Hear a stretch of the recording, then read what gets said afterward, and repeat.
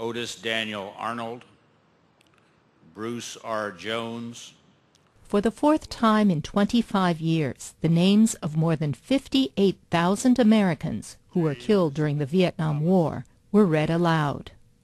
Long after the events surrounding the 25th anniversary of the Vietnam Memorial are over, the names will remain, etched in stone.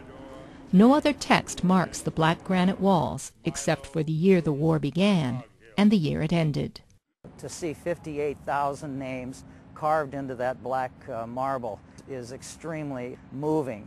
Veteran Len Funk remembers the day the wall was dedicated 25 years ago. This was a difficult war to come back from. We weren't really welcomed, and a lot of us were struggling with inner issues. And this was a chance to kind of gather and come out, as you might say. Jan Scruggs also served in the war and is the founder and president of the Vietnam Veterans Memorial Fund. The Vietnam War was not a popular war in the United States. It was a very divisive era in American history, in which there were major protests of hundreds of thousands of people in Washington and almost every other city. And I felt that there was a need for something to bring the recognition to the military veterans of Vietnam. And the memorial was sort of my idea as a way to do it. Anne-Marie Emmett has volunteered at the memorial for 20 years. I still do meet veterans who introduce themselves and say, "This is my first visit.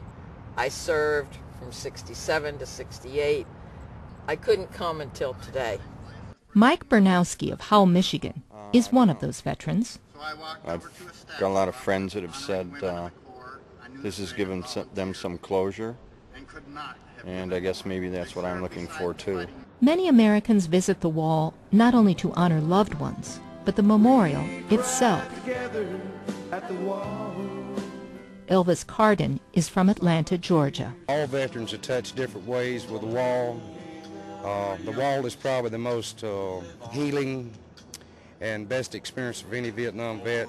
The wall is just so important. Today, many visitors are too young to remember the Vietnam War, but the current war in Iraq has raised their interest and inspired them to write new songs. Vietnam, when this war is through, looks like they'll be building another wall. Surprisingly, this memorial that has moved more than one generation was not well received initially. This was very controversial. There were some people who actually stopped the entire project, people in the U.S. Congress.